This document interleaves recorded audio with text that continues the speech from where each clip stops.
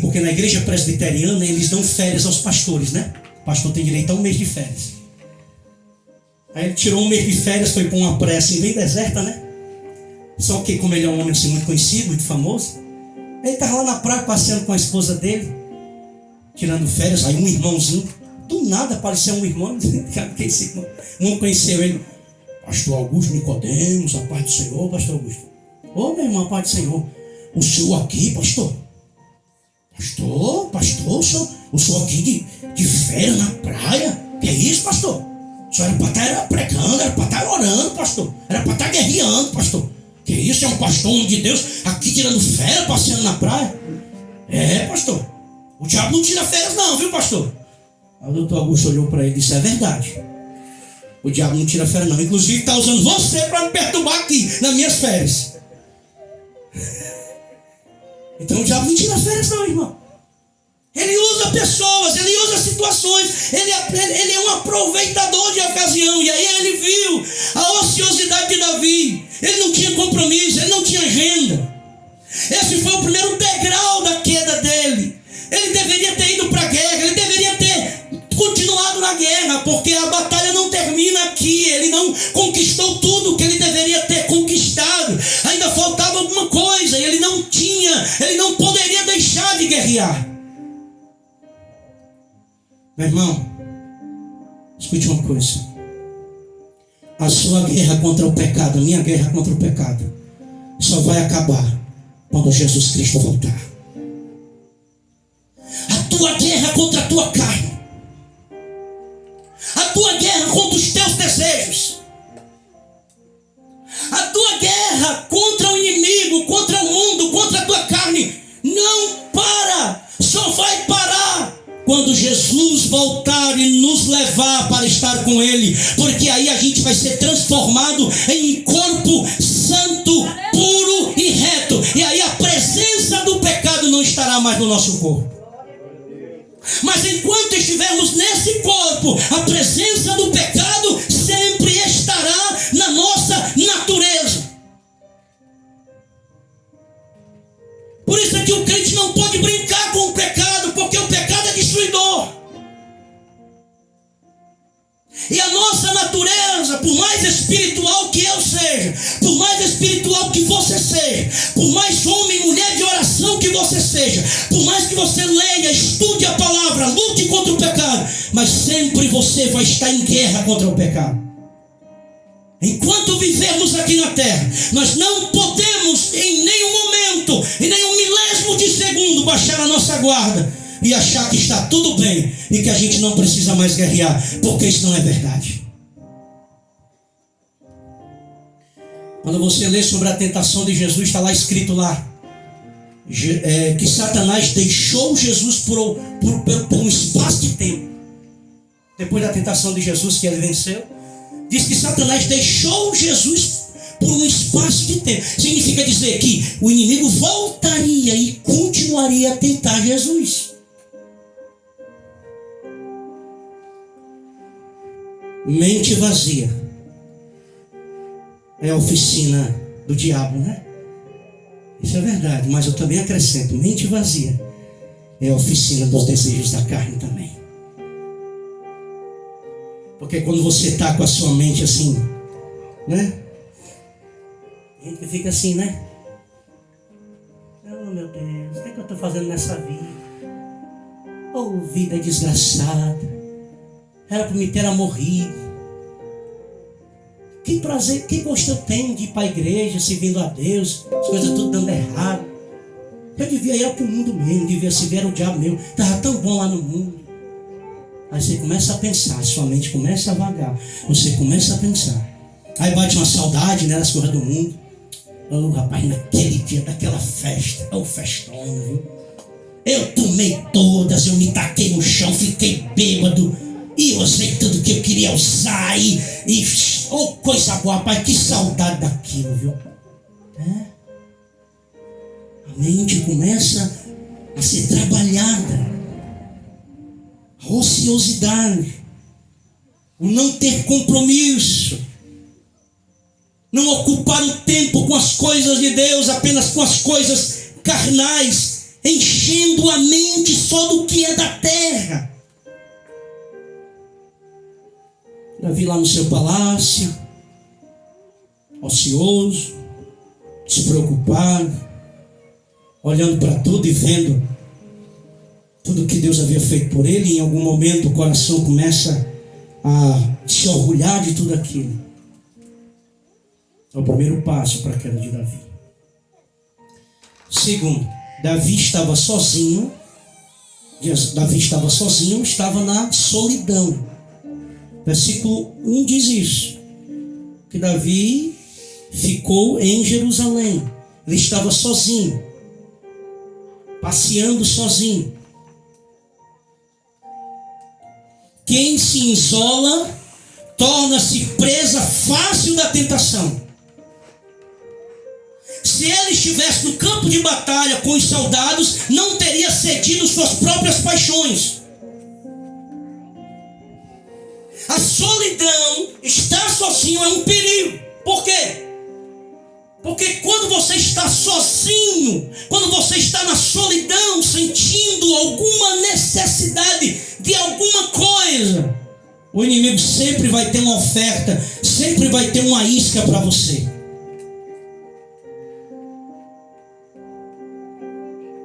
Escute isso aqui. No Gênesis, o próprio Deus disse que não era bom que o homem estivesse sozinho. Deus nos criou para termos relacionamentos, para termos amigos. Deus não nos criou para sermos algo indiferente à comunidade. Por isso que é um perigo quando um crente, quando alguém se afasta da igreja, quando alguém sai da comunhão da igreja. Isso é um perigo. Por quê? Porque quando você está sozinho, na solidão, quando você se isola das pessoas, quando você se isola da sua família, quando você é mulher, quando você é marido, se isola do seu marido, da sua mulher, daqui a pouco vou tocar nesse assunto, isso é uma brecha para as paixões, para os desejos, para que as necessidades aflorem. E aí essas necessidades que afloram, sempre o Satanás vai ter uma isca para a tua necessidade. Porque o inimigo, a carne, os desejos trabalham sempre em cima das nossas vontades, das nossas necessidades.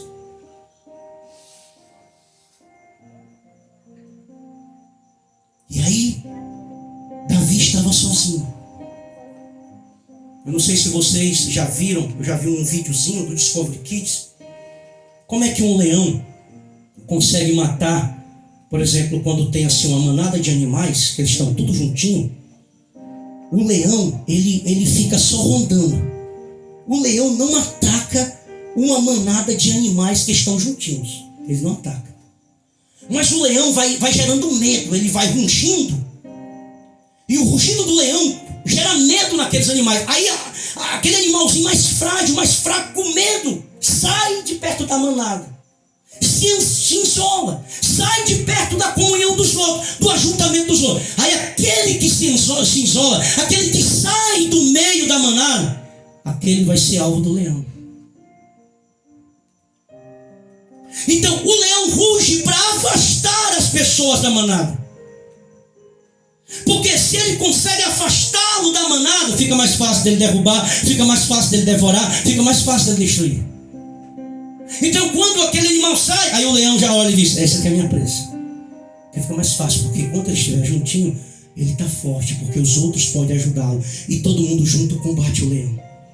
Mas se afastar, se isolar, fica mais fácil do leão devorar.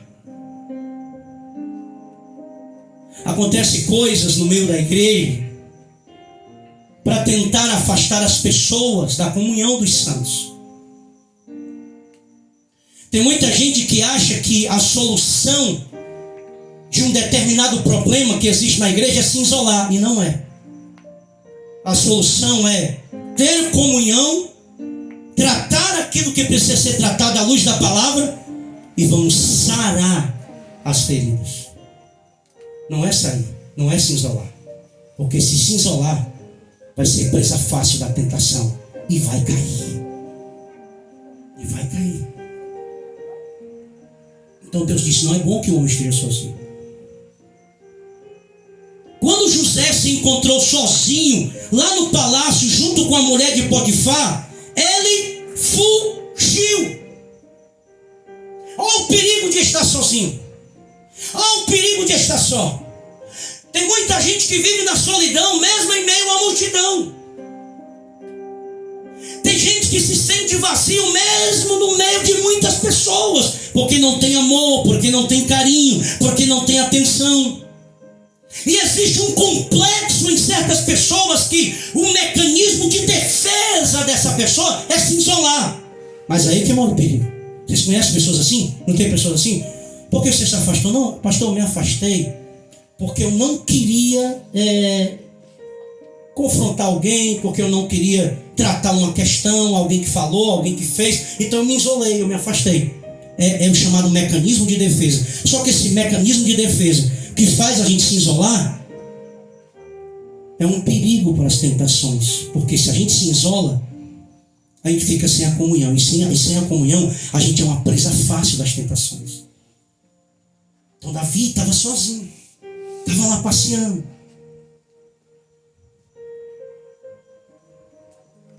Quando eu estava estudando essa palavra, eu coloquei aqui uma observação, mas de propósito mesmo, porque o Espírito Santo me trouxe isso na hora que eu estava estudando. E eu gostaria de compartilhar com vocês aqui, com os casais. Escute isso aqui. Muitos casais estão dando brecha ao pecado,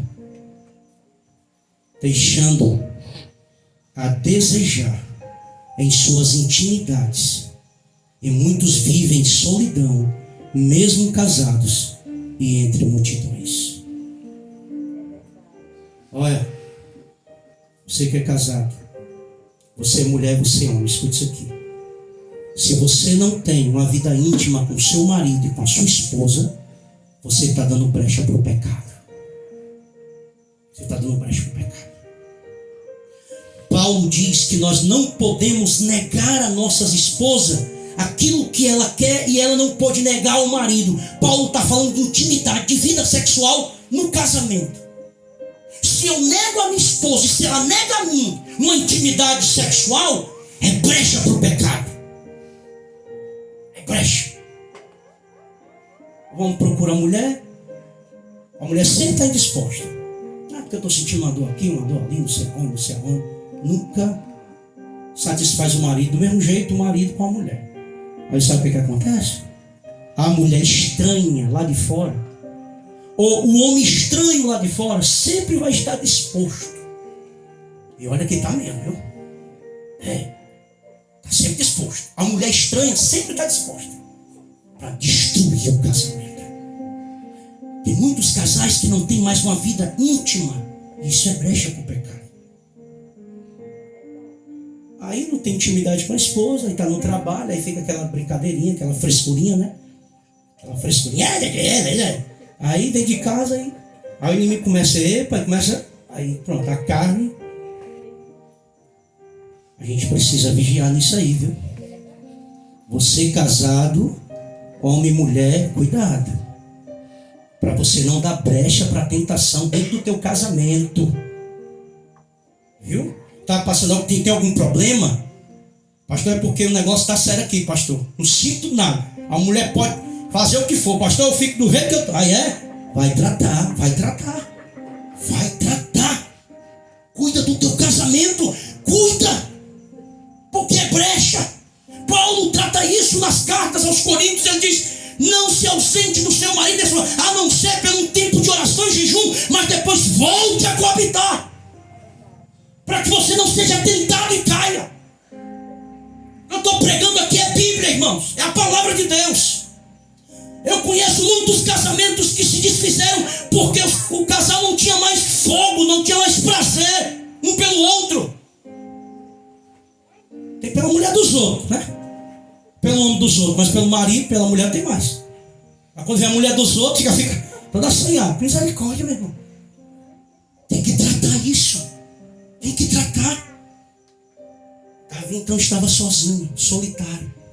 Isso foi uma brecha para que ele caísse na tentação. Em terceiro lugar, a displicência de Betseba. Isso aqui é muito sério, escute isso aqui. 11, versículo 2. Diz que ela estava tomando banho. Ele estava passeando no terraço. Eu deduzo que fosse de andar, né? Claro, não andar, né? Caso um paláciozão, estava passando aqui no palácio. Normalmente, quando você tem uma casa de andar, que você olha para as casas de baixo, você consegue ter uma visão privilegiada das coisas que acontecem ao redor. Não é verdade? Quando você está numa casa de andar, você olha para as casas que estão embaixo, você vê tudo. Aí Davi passeando aqui no palácio, Davi dá uma olhada assim, quando olha, está lá a mulher tomando banho, nua, em um ambiente que não era para ela estar. Ela estava tomando banho em um lugar aberto. Seria um costume dela fazer isso? Como assim? Ela está tomando banho em um lugar aberto, correndo o risco de ser vista. Olha a displicência dessa mulher. E eu vou falar algo aqui para as mulheres de Deus que é a questão. O corpo de vocês, mulheres de Deus, são santos. Você jamais pode se vestir ou sensualizar para se mostrar para outro homem. Principalmente se você for uma mulher casada. Você deve mostrar a sua nudez, a sua sensualidade para o seu marido. Mas na casa de Deus, a servir ao Senhor, eu preciso me vestir, eu preciso me comportar com respeito, com reverência e com modéstia. Tem mulher que é toda sensualzinha, né? Modo de vestir. A displicência de muitas mulheres gera pecado nos homens. Isso não justifica, viu? Mas eu estou tratando um tópico aqui, eu estou tratando um tema. Vocês sabiam que tem mulheres que fazem os homens pecar? Pela sua maneira, pelo seu jeito, pelo seu modo de vestir, pela sensualidade, pela falta de caráter, pela falta de respeito. Isso não justifica. Mas tem mulheres que são agentes do pecado, porque se amostram, porque fazem da igreja um desfile, parece desfile de modelo. Vamos ver quem está mais acochadinho, quem está mais isso, quem está aquilo.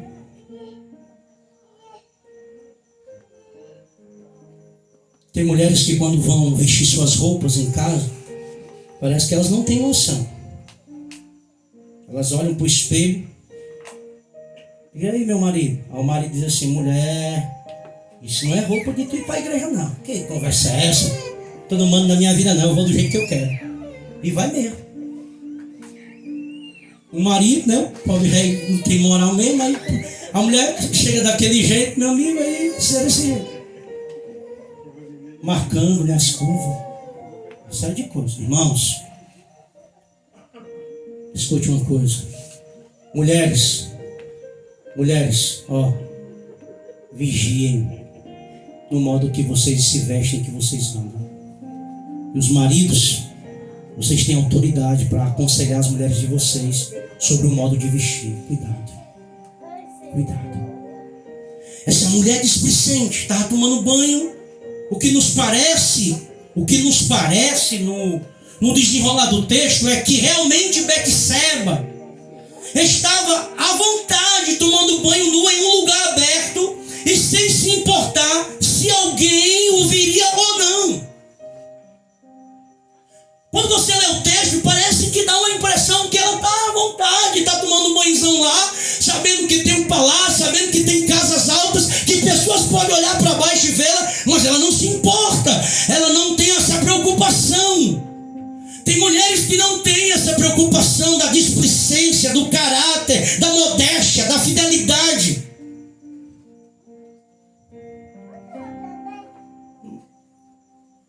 Porque nós estamos vivendo um tempo do culto ao corpo, né? E aí as irmãzinhas querem tudo imitar o mundo. Vamos pro Facebook, aí bate aqui uma foto aqui na praia só de biquíni, a crente, ó. A irmã ainda bota um versículo da Bíblia. O Senhor é bom. Com a língua assim, a língua Bota a língua para fora ainda e faz mal. Bota assim, fica assim toda. E meu irmão. Meu irmão, meu irmão, a gente precisa voltar à pureza, à piedade. Tem irmãos que não se importam com isso não. Tem irmão que a saia é mais fácil ser 4 palmos para cima do que para baixo do joelho. Aí senta, né? Não vai aumentar, a saia não vai aumentar, né? Aí a Bíblia parece a continuação da saia. A Bíblia serve para continuar a saia. Falta costurar a Bíblia aqui, tem que costurar, né? Porque não tem como, não estica mais para canto nenhum. Aí fica, e o pior é quando fica aquela passada de perna. E passa para cá, e passa para lá, e passa para cá. Tá com a saia curta, mostrando os fundos e ainda fica passando as pernas. Pode ser um episódio, eu já concluí que essa mensagem eu vou continuar por várias quarta-feiras. Desejo que os irmãos que aqui estão, se quiserem, se estão gostando da mensagem, que vocês possam vir quarta-feira também, se Deus quiser. Mas isso aconteceu, eu vi isso aqui. Pastor Itamar, reverendo Itamar, ele já faleceu. Era um homem de Deus, um homem sério. Tinha mais de 60 anos de pastor, casado, não sei quantos anos, um homem de Deus. Ele toda vez que ele ia lá para a igreja presbiteriana lá que a gente dirigia, que era Jerizinho, na época era Bom Pastor, tinha umas jovens que sentavam lá em frente assim, umas jovens, não vou citar nomes, né, porque podem assistir esse vídeo que eu estou gravando aqui para botar no nosso canal lá. Aí o pastor ia pregar e essa jovem ficava lá, e era um para cá, e uma perna para lá, e esticava para cá, e o pastor estava se incomodando com aquilo. Teve um dia, meu irmão, que o pastor estava brabo mesmo, viu? Mais brabo que o pastor Cleiton, é sério. O pastor Itamar, ele disse: minhas filhas, vocês que estão aqui na frente, vocês estão querendo mostrar essas coxas de vocês para quem? Vão mostrar para o diabo essas coxas de vocês. Vão se mexer. O pastor meteu a lei. Vão mostrar essas coisas para o diabo, não para mim aqui, nem para quem está sentado aqui. As bichinhas, nunca mais foram com saia curta para a igreja. Irmãos, eu fico pensando, escute aqui, lá no fórum de Fortaleza, onde tem as audiências, as coisas, lá está escrito que não pode usar qualquer tipo de roupa. Não pode. Se você for no fórum de bermuda, você não entra. Se a irmã for com uma mulher for com um short curtinho, sai coladinho, muita coisa, lá mesmo pode dizer: meu filho, você não está na sua casa, não pode voltar daqui. Se no fórum uma coisa que é secular, se é uma coisa de homens, eles têm regras, eles têm limites, eles têm ditames. Por que na casa de Deus eu tenho que andar assim mesmo? Porque Jesus me aceita do jeito que eu quero. Como pode isso? Que incoerência seria essa? Claro que não. Muito mais reverência, muito mais respeito na casa de Deus. Muito mais respeito na casa de Deus. Essa não seria uma atitude correta de uma mulher casada. Vocês concordam comigo? Seria uma atitude correta uma mulher chegar num quintal sabendo que está cheio de casas de andares ao redor, tomar banho nua? Não seria, ao meu ver, examinando o texto sagrado, uma atitude de uma mulher correta, de uma mulher casada. O que mais nos deixa perplexos sobre essa atitude de Betseba, mais na frente a gente vai ver isso, é que quando o rei Davi mandou chamar ela para deitar com ela, o texto diz que não houve nenhuma resistência da parte dela. Isso seria muito estranho, não, irmãos? Ela não resistiu, ela foi. O texto diz: Davi mandou chamá-la e ela foi. Muito estranho isso. Há muitas mulheres que andam de maneira sensual e têm levado muitos homens a pecar. A mulher cristã tem que ser piedosa, séria e de respeito. Há várias recomendações bíblicas de como as mulheres santas devem andar. Tem vários textos na Bíblia que ensinam como uma mulher de Deus deve se portar, andar e ter o seu viver, e ter o seu modo de viver, de maneira a agradar a Deus, de maneira a respeitar o marido. Então essa mulher estava displicente, estava toda à vontade, em um ambiente que ela não deveria estar. Ela deveria ter se portado como uma mulher casada e deveria ter cuidado. Eu não posso tomar um banho aqui, porque eu serei vista. Uma mulher de Deus, ela cuida do seu testemunho. Uma mulher de Deus, ela se veste de maneira modesta, com respeito, sempre visando a glória de Deus e o respeito dela mesma e da sua família e do seu marido.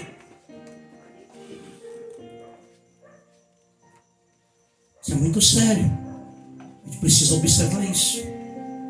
Em quarto lugar, para me concluir essa primeira parte da mensagem, eu tenho mais coisas para falar sobre